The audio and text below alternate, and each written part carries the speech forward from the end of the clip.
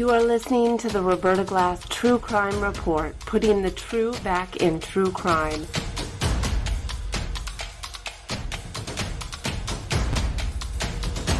From New York City, Roberta Glass is now on the record.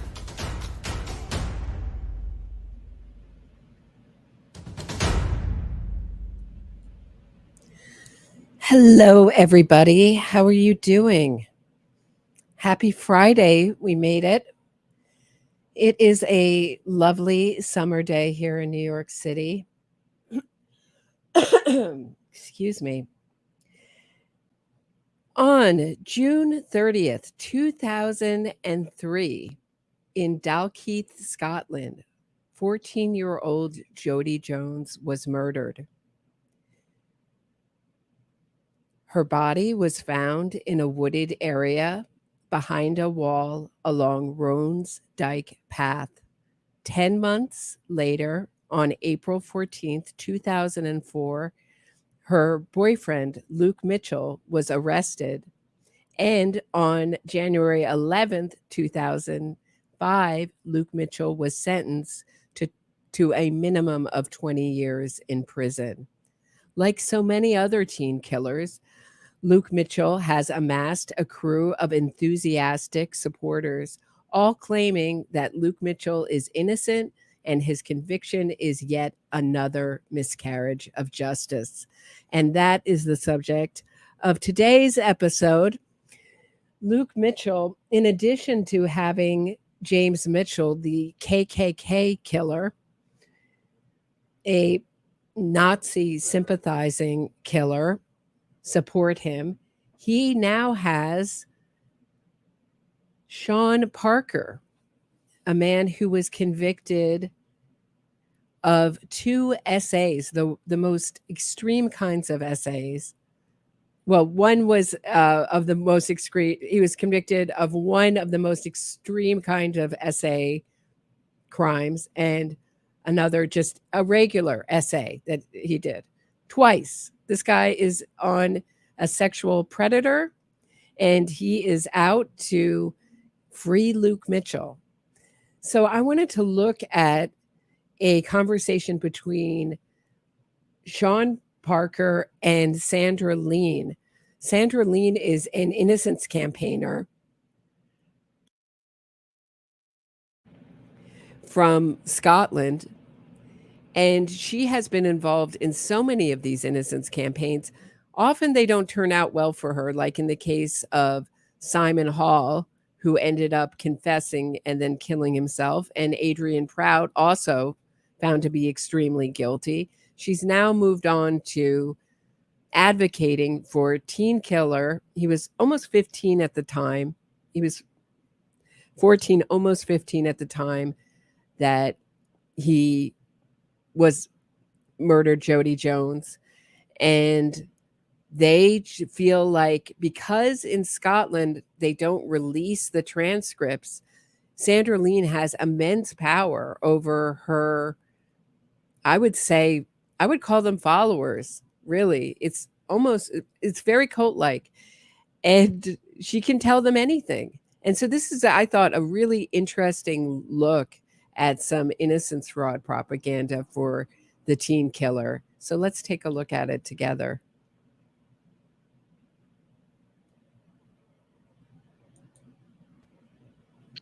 Hello there. This is Sean Parker for Empowering the Innocent and for... So everything you want to know about Sean Parker, you can find out by looking up his real name, Benjamin William Parker. And you can find out about he was sentenced to 8 years, but you can see he hardly did any of that time. He's already out and campaigning for fellow convicts. So it's interesting. And he comes off in this like almost vulnerable. It's very interesting. You know, looks can be deceiving. And Sandra Lean is there, like, you know, she's often referred to as Dr. Sandra Lean. She has a PhD, the equivalent.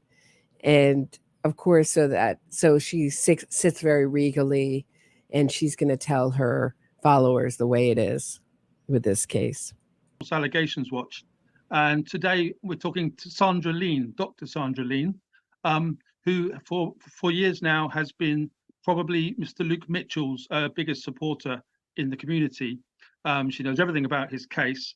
Luke was sentenced to murder in 2005 for the incident that happened in 2003. Sandra knows much more about this, and I'm going to try to get to the heart of it on a very special day. Hi, Sandra. Do you want to tell us about the special day?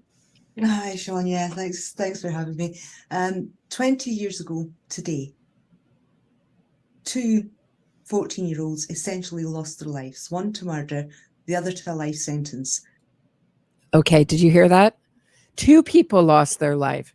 So now Jodi's no longer the victim here.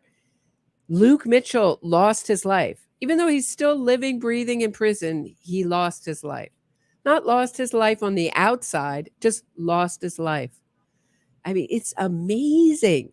So callous. Unreal. And many, many more people, myself included, had their lives changed by that event 20 years ago today. Yeah, thank you. You say that you also had your life changed. Do you want to quickly go into that before we go into him? Yeah, I had nothing to do with wrongful convictions, the law, anything like that. I knew nothing about it.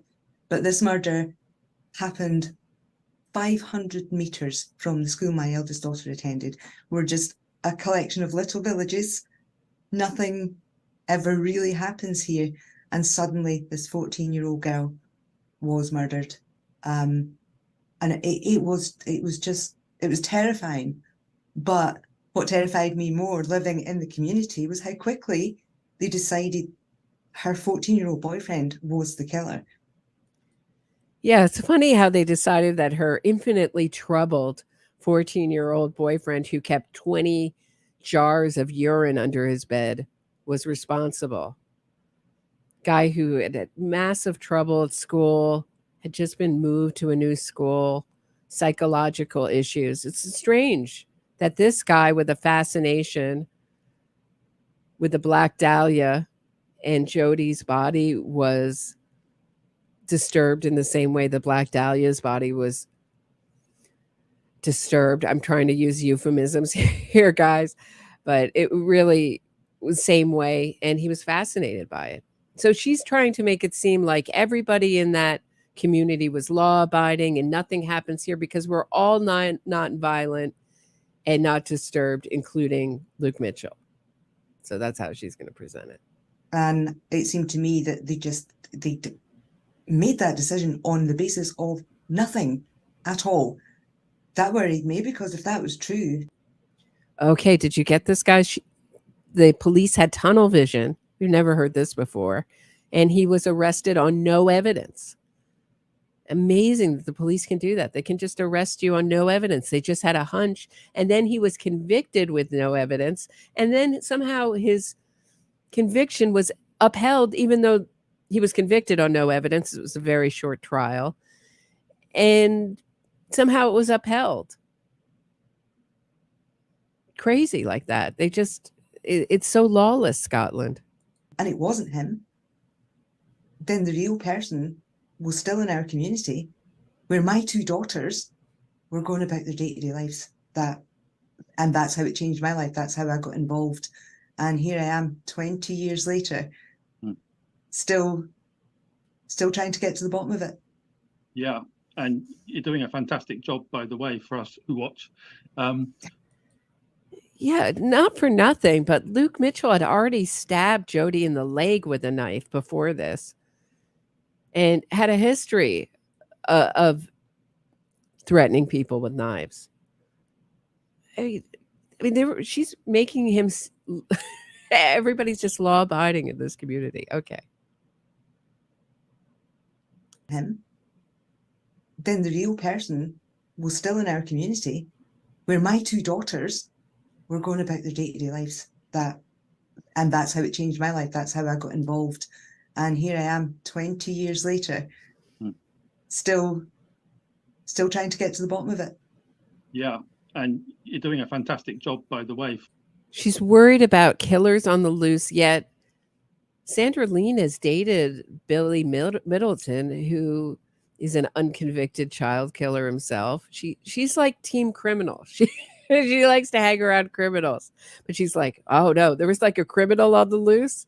I was really worried for my daughters. Crazy. For us who watch. So what happened that day according to the justice system? According to the justice system, Jodi Jones was 14 years old. She'd been grounded. Her grounding was lifted round about 4:30 that afternoon. She was going to go and meet her boyfriend, Luke. So there's 2 villages. So that makes it seem like she had not seen. No, they had hung out like pretty much every day before this. They love to say that. Like, oh, this was the first time she'd seen him since she'd been grounded. My understanding is that it's untrue. Just over a mile apart. Jodi lives at one end, Luke at the other, and there's a path, a country path that joins the 2 of them. Jodi didn't turn up. Her mum contacted Luke because Jodi's phone was broken, 20 to 11 that night, to say, right, up the road, you're in serious trouble. That's when they found out. It was actually 10:20. I'm not sure why Sandra Lean is adding another 20 minutes on here, but there has to be a reason. There's some reason for it. She hadn't been seen since sometime after 5 o'clock. Some people went out to search for her, Luke being one of them, Luke Michell, the boyfriend. And Jodi's body was found just around 25 to midnight on the 30th of June. She'd been horribly murdered, absolutely brutally murdered. And so I say 25 to midnight, from 10 to midnight, 5 to midnight, the police on the scene, on the ground, already believed that 14-year-old Luke was the killer. That became the story. Right. See, she leaves a big chunk out. Why they believe that is because if that's true, although they took 10 months to arrest him, so they couldn't have believed that strongly. I mean, wouldn't they have arrested him much sooner if they believed so strongly that Luke Michell was the killer of Jodi Jones? And they were right, in my opinion, but okay.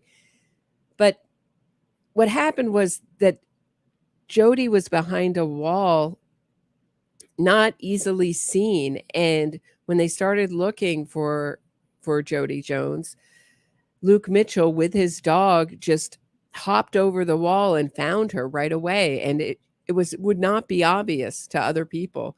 Now, of course, Luke Mitchell supporters will say the dog was some kind of, like, basically the family pet is now some kind of amazing blood smell tracking dog that sniffed Jodi out. But I find that hard to believe. It seemed like he knew where she was. It was not an obvious place. And on the tree next to where Jodi Jones was found were Jodi Jones and Luke Mitchell's initials carved into a tree. So it would make you think that that was someplace that they had been many, many times before together. Right to the end, right to this day. Yeah. And when you see how they pieced this ridiculous story together, it beggars belief that they got a charge, far less a conviction, but they did. Uh-huh. Right. So Luke is a prisoner maintaining innocence, and he's there. He's kind of alive in prison and doing his thing. Why does he say he's innocent, and why do you believe him? There's no evidence, physical or forensic.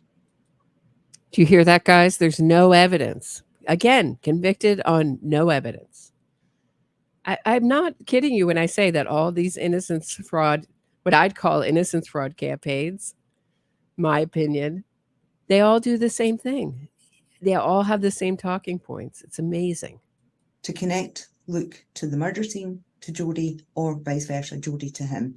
There was no forensic evidence found on the body at the crime scene of Luke's but there is forensic evidence, DNA evidence of other males. Some of them were handed. My understanding is that Luke Mitchell's DNA was found on Jodi Jones, but because they were in a relationship, it no longer has import, so it was not allowed to be used in the trial. And if she has such clear and convincing DNA evidence of someone else that goes to a specific other person that wasn't in Jodi's life, like her family members, then bring it. Make it public, Sandra. Innocent explanations, washing machine transfer, rainwater transfer. But what we know now is that none of them were ever investigated as persons of interest, ever. When you look at the case files, there are so many things that the police should have followed up on and didn't. And you'll have seen in the documentaries and various things over the years, everybody comes back to the same. Another one of Luke Mitchell's big supporters is Scott Forbes, who's someone who studied to be a lawyer but never finished it, never got the proper credentials to be actually a lawyer, but he still represents himself as a lawyer. His suspect in this case, his alternative suspect, is his friend who's conveniently dead now. But the police looked at that guy, interviewed him, and cleared him. And apparently the big tell is that he had a scratch on his face, and that it's like a tiny little scratch. And that scratch has become bigger and bigger and bigger over the years for Luke Mitchell supporters. In conclusion, they focused on Luke Mitchell to the exclusion of everyone and everything else. And when you start to unpackage that, what you get is a terrifying picture of all of this evidence and all of these different bits and pieces that should have had the police going, whoa, let's follow this line, because we've got evidence, we've got lies, we've got missing phones, we've got people who said they were one place, we were actually somewhere else. Let's follow that and see where that takes us. Didn't even look at it. So why do I believe he's innocent? Two things really. There is no evidence, and you hear people saying no credible evidence. Yeah, in this case, no evidence, none. Nothing that links them to the murder. That must have been an incredibly short trial. That's all I can say. They presented, what Sandra Lean's telling us is they presented zero evidence. And I can understand no forensic evidence, no evidence I find convincing, you could say. But to say there's no evidence at all is outrageous. And the flip side of that is all of the evidence that we now know about that points in the opposite direction to Luke. And now I'm not saying that any of these other people who should have been persons of interest are the killer. What I'm saying is, just as they could not possibly claim that they were sure that Luke was a killer, we cannot now say that we can be sure that none of these people were involved, because there's so much evidence that points towards them. Yeah. And I guess that in Scotland, it's the principle of the beyond reasonable doubt, as it's supposed to be in England, right? We're not that different. And the Enlightenment started in Scotland, for heaven's sake. I presume that this is very much not beyond reasonable doubt, is it? At least, is that correct? It's not beyond a smidgen of doubt, far less reasonable doubt. Can you imagine if in our trials and in Scotland's trial, they had to convince every single person in Scotland or every single person in America that it was beyond a reasonable doubt? So what they're saying is, because we don't think it was beyond a reasonable doubt, it wasn't beyond a reasonable doubt. Now the jury doesn't matter. The conviction doesn't matter. It's just our opinion, but they're not presenting it as our opinion. They're saying anybody who's a reasonable, rational person would come to this conclusion. And Sandra Lean and the way she presents herself always with a smile that really becomes really passive aggressive at times. Always a smile and always just very, very slow talk. She talks in this very slow, authoritative way. It's a convincing act until you really listen to what she's saying. On terms of legal principles, we also have the presumption of innocence. You take a 14-year-old kid and put his picture in the paper and name him and give his home address and call him a murderer and the devil's spawn, and do that for 19 months, day after day after day, before any trial has begun. There's no presumption of innocence, and the case is not proven beyond reasonable doubt. Where does that leave us in the land of the beginning of the Enlightenment? Right. So his legal team had no part picking out the jury, and they just everybody in Scotland was tuned into the news and knew and was reading every single article. It's hard to believe that they couldn't find an impartial jury, but you often hear it. Sam Shepard, that famous case, he got his conviction overturned because of the press, but no luck here for Luke Michell. Why have none of these arguments worked in court? I can remember 2003, I was 28, and a big fuss about Luke, of course, in the papers. I wasn't as into justice reform back then as I am now, and but I can remember thinking, wow, media. But I didn't even think, is this? He wasn't into justice reform as much until he got convicted. I mean, that's just what's so crazy, is that this movement, the people who are convicted and claim innocence go right into the movement. And the people in the movement never say, like, we don't really want to associate. They always welcome them with open arms. And so you see a lot of these killers who get out, or people who essay women get out, go right into the movement. Not him, because you don't, to the telly, do you? You don't think, is this not him? You think, well, it must be him because the police are so on him. My thoughts from the beginning. In the article for CCRC Watch that you wrote a couple of months ago, it's a very good article, we'll do a link to it. You said that it was an 8-month witch hunt, essentially, or kind of words to that effect. Was it kind of one of the first trial by media and then have him put away situations, do you think? Is that a fair way of putting it? I have no doubt that it was absolutely trial by media. The jury were taken from the local community. We are 8 miles from Edinburgh, and the trial was held in Edinburgh. The jury was pulled from the local community, many of whom commute to Edinburgh for work. People talked about nothing else in this area. So the trial was moved to Edinburgh, but because people commute there for work, that's not good enough. Okay, got it, Sandra Lean. You really just can't make these people happy. The only thing that they want is they want Luke Michell walking the streets. That's what they want. For the year and a half up to the trial, the place was jumping with rumour, and everybody knew somebody that knew somebody's brother that knew a police officer, that you know, the sort of thing. And that boy was convicted before he put a step into a courtroom. Yeah. And the jurors had already been fed. We're finding now, people are saying, yeah, but his mum burned his parka jacket, and people go, no, she didn't. There is no evidence. And in the last 2 years in particular. That's interesting about his mom. So his mom, Corinne, was arrested the same day Luke Michell was arrested in April of 2004 for averting the course of justice. So basically, something was being burned in the backyard the night of Jodi Jones's murder. Who did it? I don't know.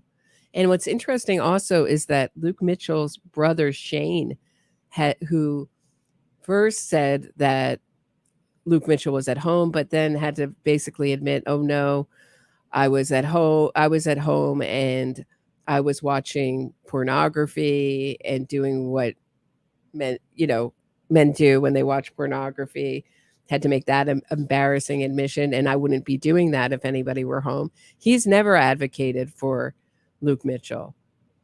So where is he? Why is Sandra Lean advocating for him and not his own brother?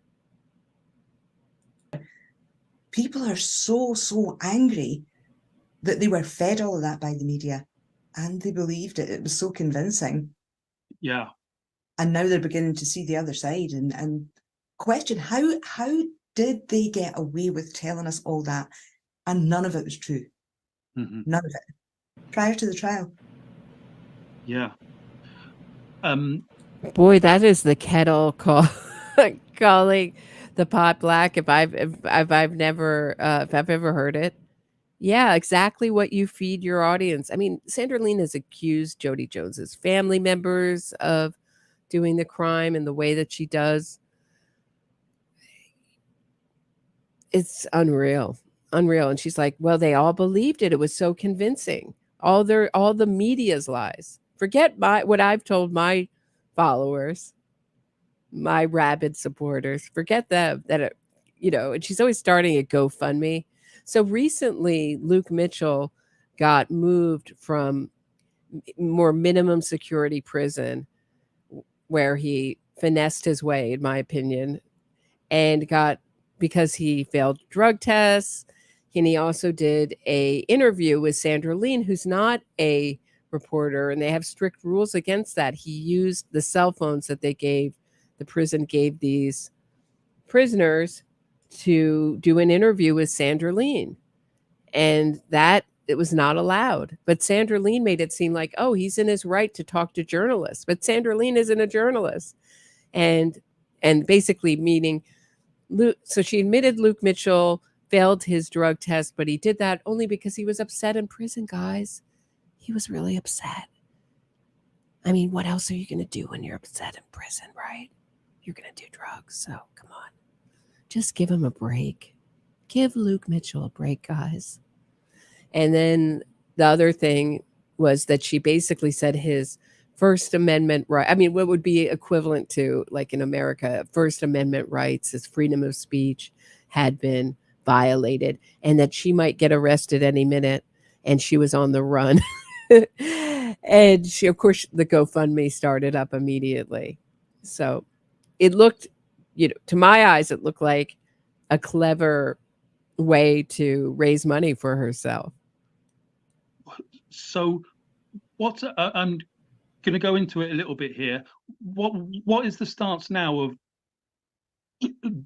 Jodi's family in general? Do you have any steer on that you can tell us? Jodi's family are utterly 100% convinced that Luke is the killer. I believe that was the work of the police, not just at the time. See, Sandra Lean never attended Luke Mitchell's trial. So the Jones family who attended the trial are now 100% convinced that Luke Michell did this. Sandra Lean, who never attended the trial, has a lot and has campaigned for other guilty people before, is totally in doubt.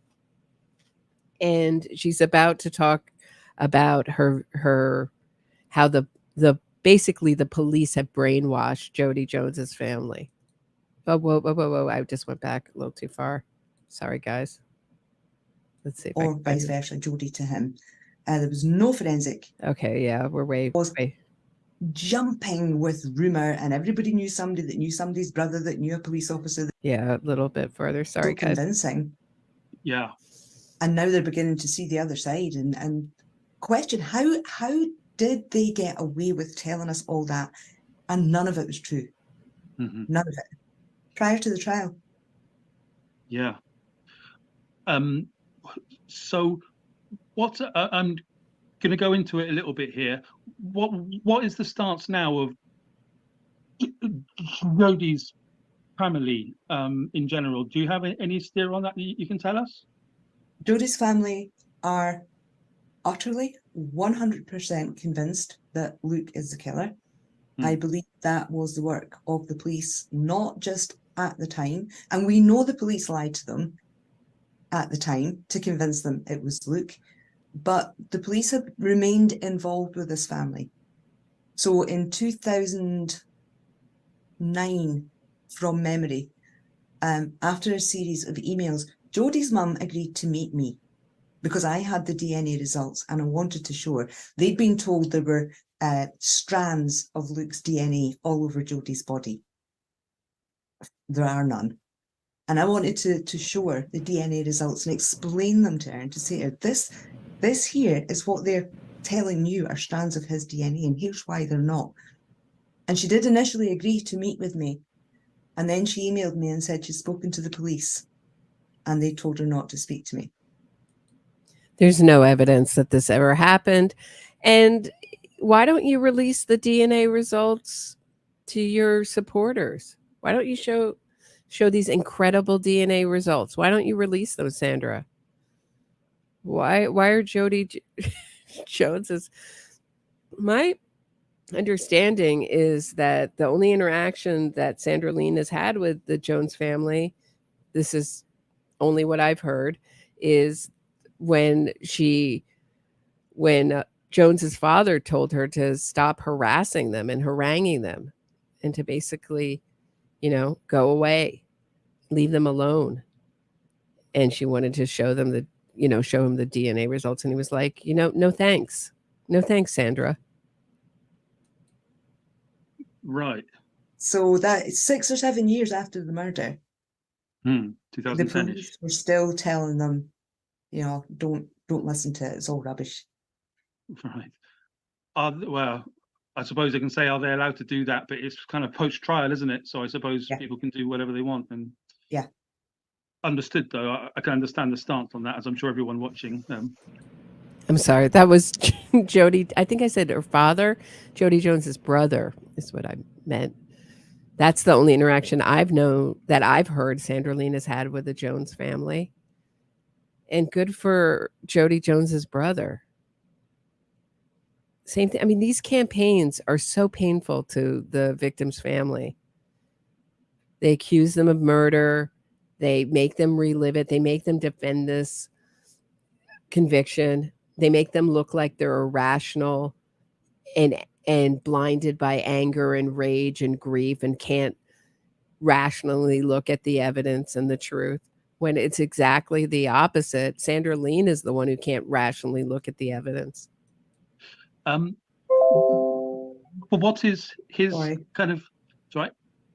But what is Luke's appeal situation at the moment? CCRC appeal, that sort of thing. And if you could tell the viewers what that actually means, by the way. Okay, so he appealed the conviction itself in 2008, and that appeal failed. We had, something like 10 grounds of appeal, and they just knocked them all out, one after the other. The star witness, who was supposed to be an eyewitness, who identified Luke and Jodi, our identifications were nothing like them at the appeal. This was all pointed out, and the appeal judges said, but the jury was entitled to infer that it may have been Jodi, and upheld. It turned down that ground of appeal. Wow. So they agree. It was nothing like Jodi. The description was nothing like her. The time was wrong, everything. But if the jury wanted to infer that it was her, well, what can we do about it now? So that was the approach the appeal court took. We then had to, we did try a Supreme Court appeal on the basis of a conviction that was overturned in 2011. The Supreme Court judged on it in 2011. And that was on this thing that they did in Scotland right up until then, called a Section 14 interview, where they can take anybody, including children, into a room with 2 or 3 seasoned detectives with no access to legal advice or representation. This boy was a child. He had just turned 15. 3 of them, good cop, bad cop, one. Right. So there's the claim, the brain isn't developed yet. he's a child. So that's also another theory called brain overclaim syndrome, meaning it's overemphasized. Your brain isn't developed until you're, 24, 25, something like that. In, one out for 6.5 hours. And they used the Reed technique on him. No lawyer, nobody to support him. That's something Amanda Knox likes to talk about, and many other people in this movement, the Reed technique. And I encourage people to go to the Reed website and look at what the Reed technique is. So basically, these people want anything like, I guess they want interrogations to go like, so did you do the crime? No. Great. Okay, thanks for coming. Thanks for coming in. It's basically not accepting a line of BS if you think it's BS as an interrogator. There's other things, elements to it, but the Innocence Project at all hates that Reed technique, and they will talk about it being unfair and coercive. But I encourage people to look at it. And that was legal in Scotland up till 2011. Then the Supreme Court said, you have to stop doing that. you can't, you're breaching the human rights. You cannot do that. And so that opened a window for people who had been convicted on the basis of these interviews to appeal. But so basically, Luke Michell had his mother with him on one interview and had a social worker on the other interviews. And at the time, that was legal. Now it's not. And they tried to appeal on those grounds, and it didn't work. Scottish judges said only if there's active proceedings. So Luke had his first appeal, but what they hadn't done was decided on the sentence appeal that had gone in at the same time. So now we were in a race against time. We had to get to the Supreme Court while there were still active proceedings.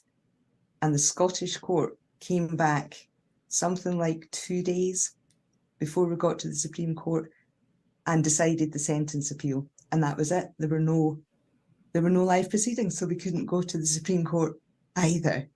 Right. Finally, we went to the SCCRC, the Scottish Criminal Cases Review Commission, who are supposed to review the case. And so that's like it's very similar to these wrongful conviction review commissions we have all over. We have one in every borough of New York. This is what the Innocence Project has done. And they're based on, I believe, one of the cases that set up that commission in Queens was Marty Tankliff's case. And I encourage everyone to listen to that episode. It took me about 2 years to put that on and off, working on it on and off, to put that together, to find all the transcripts. But that guy, super guilty. And when he was released, they're like, we're releasing you on a technicality. This is not an endorsement of innocence, nor do you deserve any money. And what does he do next? But sue the police, sue everybody. And he gets, I thought he got something like over 10, it was like $13 million, 10 million from one and 3.3 million from another source. So it's crazy. It's just a money machine, this thing. This movement is what I'm talking about. Identify whether there's a possibility on the basis of their review that the jury might have come to a different conclusion had they known these bits and pieces. So we laid the whole thing out for them. And they came back. This was 2014. They came back and they said, yes, his rights were breached here, here, here, and here. Yes, evidence was withheld from the defence. Yes, another suspect, person who should have been a suspect, was identified, and that wasn't released to the defence either. So it goes, you know, we've got this list of things that the commission go, oh, they shouldn't have done that and they shouldn't have done that. Now, to let people understand, Luke's case. So basically, the Innocence, basically people with a mindset of the Innocence Project thought that there were problems in this case. Big deal. Case was a circumstantial case. So they took all these little nuggets that meant nothing on their own. And the judges said that, the appeal judges said that. They don't have to mean anything in particular on their own. But what they do is they stitch them together to create a narrative. And that gives it the weight once they're all connected together. We go to the commission and they find a fault here and a fault here and a fault here and a fault here. And we're thinking, they'll do with that exactly what they did with the case against them. They'll stitch it all together and they'll say, well, one in its own right might not mean a miscarriage of justice, but when you take them all together, it does. Mm-hmm. No. They said, yes, they breached his rights, but that on its own doesn't make it a miscarriage of justice. Yes, they failed to disclose evidence to the defence, but that doesn't make it a miscarriage of justice. Yes, somebody else was identified, but that doesn't, individually, rather than adding them all together. That was 2014, and it seemed like... So even the most sympathetic I could not go along with this Luke Michell is innocence narrative. That's what we can glean from that. But Sandra Lean, of course, is going to really pile it on. Yes, his rights were violated. Yes, this other suspect, hugely important, I'm sure, wasn't looked into. Just like that other suspect in Adnan's case that was actually Adnan Syed himself, that great piece of evidence that let out Adnan. Sure didn't prove his innocence. And I'm sure this other suspect wouldn't prove Luke Mitchell's innocence either. Unless we could turn up new evidence that meets the definition, the legal definition of new evidence, that which was not or could not reasonably have been known at the time of the trial, we were done. We had nowhere else to go. And then in 2021, the Channel 5 documentary, two-part documentary, Murder in a Small Town, brought attention to the case, massive attention to the case. I didn't see that. Wait, she didn't see that coming. For those in the back, did you guys hear that? There was a documentary that caused huge interest in the case and huge upset. Like that's never happened before in one of these innocence campaigns, one of these wrongful conviction campaigns. We've never seen a documentary or a podcast come out of nowhere and convince the public that this person was innocent. That shocked Sandra Lean. Sure, she's been in this movement for quite some time, but she couldn't predict that. She couldn't predict a advocacy documentary would actually cause some people to advocate on Luke Mitchell's behalf. Shocking. Coming. I was not expecting it. Like, huge. And people started coming forward and telling us, we went to the police. There was this person here. We described that person to the police. They didn't come back and take our statements. They took our name and never came back. This guy who told the police he was here at that time, we saw him somewhere else. We told the police and they told us it didn't matter. So now... Yeah, I'm sure this guy who came forward, was she saying he came forward at the time? Because I'm sure he was discredited somehow at the time.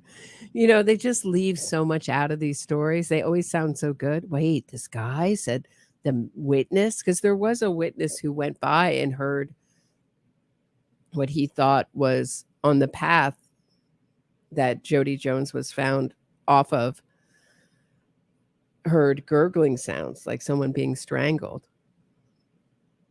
Now we've got all these people coming forward. We've had scientists get on board, forensic scientists getting on board going, where's the results for that? Why has that never been tested? And suddenly... I don't know about these scientists. I know she has two police officers, ex-police officers, John Salient and Michael Neal, who were thrown off the police force for fraud. Now they're self-styled detectives. They were in this Murder in a Small Town documentary advocacy piece for Jodi Jones's killer, Luke Mitchell. The window for new evidence has been thrown wide open because we've exposed everything. Wow. So what's the situation now? I would argue you haven't exposed much, Sandra Lean, except your need for money, your endless need for money, more money, and to just be able to run these, what I'd call innocence fraud campaigns for these killers. No matter how badly your last ones turned out, Adrian Prout, Simon Hall, that was big egg on your face on that. But it's in her book, No Smoke. It's a big chapter. She's still thinking, she basically says Simon Hall was coerced by his wife to confess. Why would his wife want him to confess? Who deeply believed in his innocence and then killed himself. Unreal. Like this is a movement that never says guilt. Same thing with Elizabeth Loftus and Tim Hennis. Tim Hennis, who somehow got his conviction for killing Katie Eastburn and her kids. Her kids got that overturned, and then DNA came into play, and they tested the DNA. She got those 2 eyewitnesses. She said they were the worst eyewitnesses she'd ever seen in a trial who identified Tim Hennis, thrown out. She got him. She got that conviction overturned. She went on the Joan Rivers show. She went to these innocence conferences. She wrote about it in her book, Witness for the Defense. All about, and she still, and then they found Tim Hennis's, they found DNA, matched Tim Hennis. They tried him militarily, and he's now on military death row. And she still, to this day, says she has some doubts about his innocence, but she still teaches this case like it's a case of innocence. Ditto for Simon Hall. Still in her book, like it's a case of innocence, guys. Because if you're wrong about one, if one of these guys is guilty, it makes people think about, what about all the rest of the people? That's why they have to keep this charade up about these guilty people that they've represented. What about all the others? What happened there? What's the deal with the West Memphis 3? They have a documentary. They have 4 documentaries. What's the deal with them? What's the deal with Amanda Knox? What's the deal with the Central Park 5? What's the deal with Julius Jones? What's the deal with Rodney Reed's case? You see, that sounded really promising, didn't it? At the end of last year, we got a heads up from a whistleblower that Police Scotland, because we only have one police force in Scotland now, we used to have all different, but they're all just the one police force now, had started destroying the evidence in this case. They knew we were going for another. This is another just untruth. They destroy the evidence, as is their code. It's all done above board after a certain amount of time. And all parties know what is being destroyed, et cetera, et cetera. They just don't have the space to house the evidence for hundreds and hundreds of years. They just don't. Another appeal or another application to the commission. And it turned out it was absolutely true. More than 90% of the evidence in this case was destroyed. Nearly 4 years earlier than it should have been.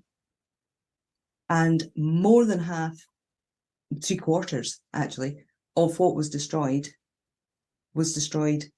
unlawfully. No permission to destroy it. So we've been chasing this back and forward, trying to, it's like herding cats, trying to pin down who's responsible for each bit of the process. But the good news was we had round about 300 samples from the forensic evidence that had been preserved. They hadn't been destroyed yet. Yes, right. We're on again. And then I found out last week, so we made Police Scotland give an undertaking that they would not do anything with these samples. We wanted them for testing, and they were not to destroy them, they were not to do anything to them. And they came back and said, right, okay, because we caught them red-handed, what else could they say? Yeah, right, okay, we'll look after them for you. Found out last week, Police Scotland have handed them over to another organisation, the Scottish Police Authority, which is not Police Scotland. So we have no undertaking with them to preserve the samples.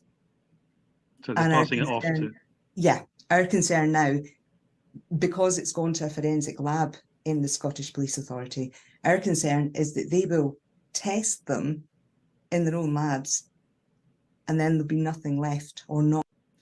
See, this is all just anti-police nonsense, that they're secretly destroying evidence because they want to keep an innocent person in prison.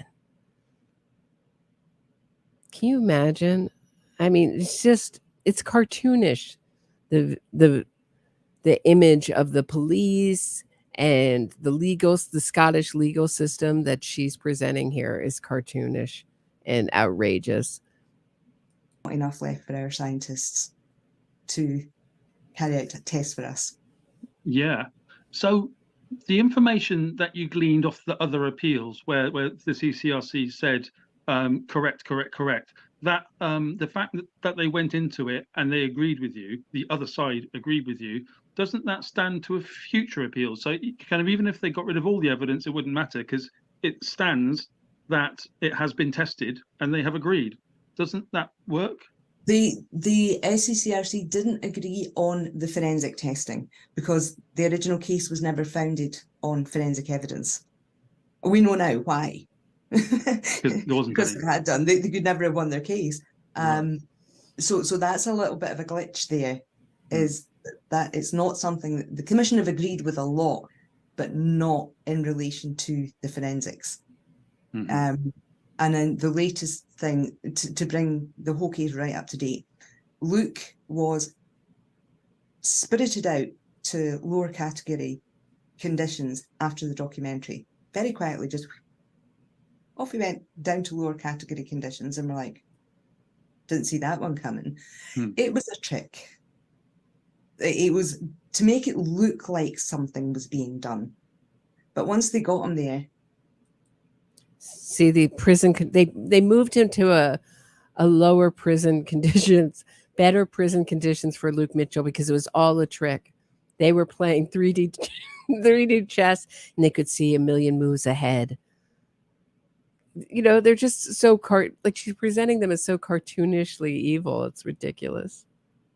They just refused to allow him to go through all the processes that he should have gone in a lower category prison to work towards parole, to work towards release. And basically for 2 years, they psychologically tortured him. And a few weeks ago, we'd been talking about this for a while on the phone, and he said, look, Sandra, I want them. Wait, they could psychologically torture him better at a lower category prison, one with less security? That doesn't even make any sense, Sandra. Sandra, what are you talking about? The world to know what they're doing to me here. Because the silence is protecting them, it's not protecting me. And I was like, right, now, you know what the consequences could be here. We talked at length about it. And he said, no. Wait. She said, you know what the consequences could be? So she knew he had no business giving that interview. But after she gave it, she said, oh, no, everything was above board. It was in his rights to give that interview to me and for me to put it out. And I'm going on the lam. Send me some money buy me a coffee. But it was all done above board, and that was his right. Now she's saying, you know, it's risky to give this interview. Yeah, I'm going to do it anyway. So now this is a news story, totally contradicting what she said at the time. To do it. If it means I go back to, excuse me, top security, then so be it. But I need to get this out there. People need to know. So we did a series of interviews, which I put out on YouTube, called it The Sound of Silence. And the following, so that was, I put them out on Sunday. And by the Wednesday, they'd pounced on him.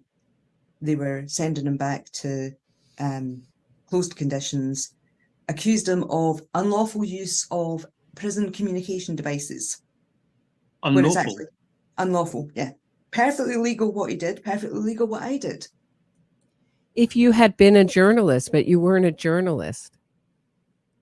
Sorry, no. It wasn't. So either did you know it was risky or it wasn't risky and it was within his rights? Which is it, Sandra? Speaking as a prisoner maintaining innocence, speaking to, I'm not media personnel, but knowing that it was going to go into the media is his right. And I sent the prison the various cases where the courts have found in favour of the prisoner time after time after time. The prison officer told, look, I don't care what the law says. And then spitted him out overnight, took away all his phone contact, all these video calls, everything. He was 5 days without contact with his lawyer. So go right back to the Section 14 interviews in 2003. No legal advice or representation. 20 years later, almost to the day, they do the same thing. So essentially, he was being punished for talking to you and sort of saying, I want the world to know. Yes. They're saying, no, you're not, even though you're in a lower category prison. This is a free speech issue now, surely. That part of it's a free. Do you agree with that? Yes. Yeah? Yes. Would you like to get some other people involved in that? Would he like other people to get involved in that society? Good. Absolutely. We are now my interest. Where whatever help. Yeah. Especially financial, and especially to my buy me a coffee. Expertise people can offer, we will accept with open arms, because until now there's really only been myself and Scott Forbes, who trained as a lawyer. He actually worked on this case during his traineeship as a lawyer, that have been able to do anything. It's a big case for two people, and so many areas of law and rights to go into. So we would be so grateful for it. Yeah, he's kind of for maintaining innocence for reasons that you've just been eloquent in describing, and as far as I'm concerned, as far as empowering the innocent is concerned, not me, false allegations watch, which is mine, it's like that makes his kind of right to communicate almost equal to a person. Just because he's been convicted, well, we have seen that he's not been convicted beyond reasonable doubt. Thus, he has the rights of a citizen to communicate.